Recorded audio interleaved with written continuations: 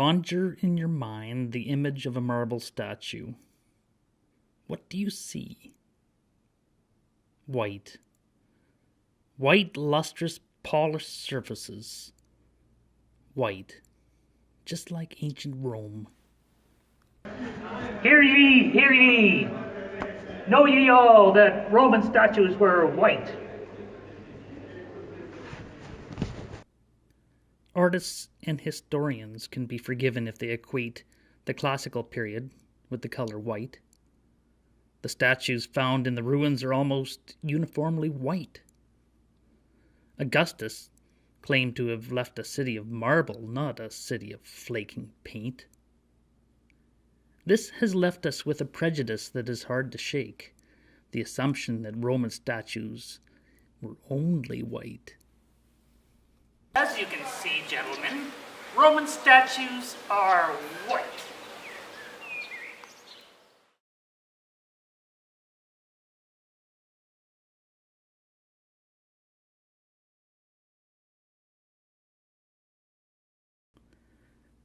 Max Hollein writes, "The educated middle class's ideal of a pure marble white antiquity prevailed unchallenged into the 21st century."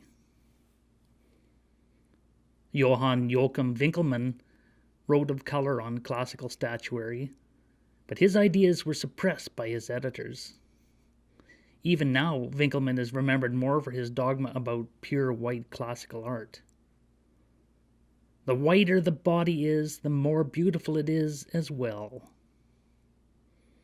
He said, color contributes to beauty, but it is not beauty. Color should have a minor part in the consideration of beauty, because it is not color, but structure that constitutes its essence. We are suspicious of color. Writers such as Johann Wolfgang Goethe equated a predilection for color with wild tribes and lack of civilization. And so, at the root of our prejudice about polychromatic sculpture is a bit of circular reasoning. We esteem the ancients.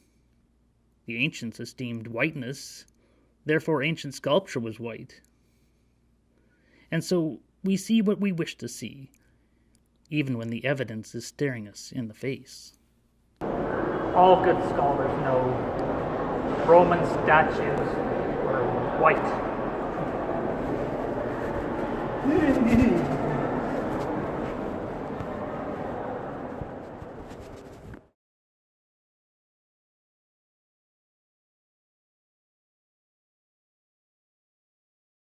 But there is danger in being too stubborn with one's opinions. White. Glorious white marble. It's what the Romans appreciated the most. In fact, I'm so confident in my opinion. Let me say this. If anyone can show me that Roman statues were painted, I will eat my hat.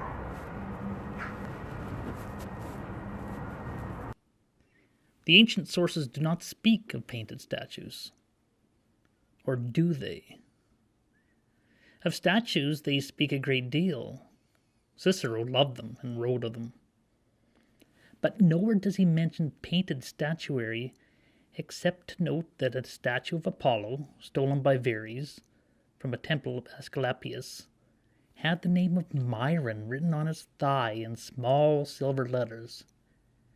But we can imagine the contrast of the colored letters against the gleaming monochromatic marble. It is the marble itself that the Romans seem to value. Strabo lists all the wonderful marbles from around the Roman Empire, and there are examples of statuary where polychromy was achieved by combining these different marbles as if by extension demonstrating the vastness of the empire. Here's the thing. If you are an important person in Rome, and you're going to commission these statues out of the finest quality colored marbles, you are not going to cover them up with paint. Paint would if it existed at all, and I'm not saying it is, if paint existed, it would be for very inferior sculpture.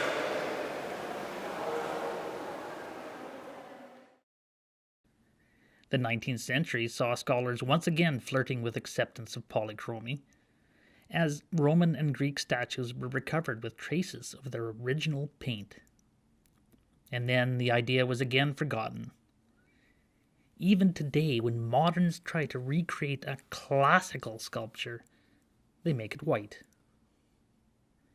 And then, in March of 2006, a statue of an Amazon was recovered at Herculaneum, with delicate colors clearly preserved on the hair, eyes, and eyelashes.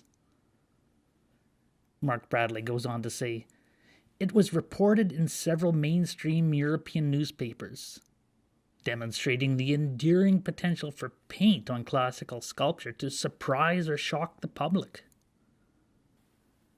But one statue, the so-called Prima Porta Augustus, discovered in 1863 at the Villa of Livia, has received special attention. When it was recovered, it still retained many visible traces of color on its clothing, hair, and details of the eyes and the armor. A team of experts from the Vatican carefully cleaned the statue and documented 6 or 7 different colors. And based on those colors, a plaster reconstruction has been made, which may seem garish to our eyes, but perhaps not to the ancients. It is not the only example of color on sculpture. As Mark Bradley states, Tauroctony reliefs from the cult sites of Mithras also often retain traces of color and gilding, owing to the stable underground conditions in which they have been preserved.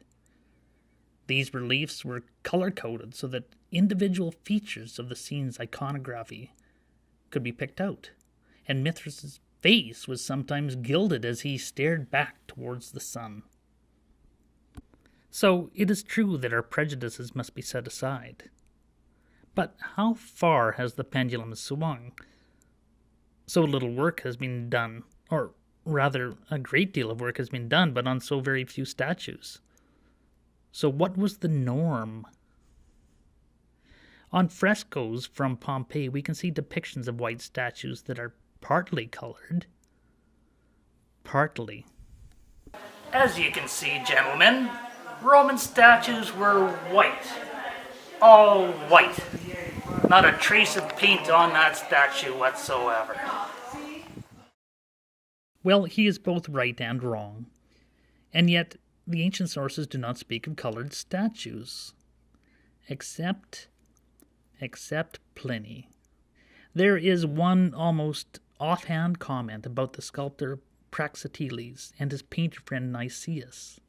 Quote, "It was this Nicias, with reference to whom Praxiteles, when asked with which of all his works in marble he was the best pleased, made answer, 'Those to which Nicias has set his hand, so highly did he esteem the coloring of that artist.'"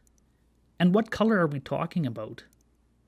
Well, in that, Pliny gives us some clue as well. He explains how minium, what we moderns know as red lead, can be applied with hot Punic wax and then polished.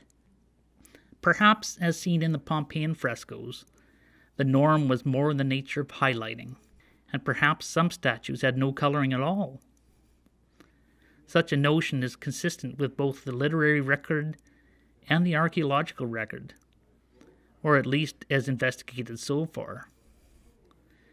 But I think neoclassical whiteness is so ingrained in our thinking that no amount of investigation will dislodge it in the minds of the general public.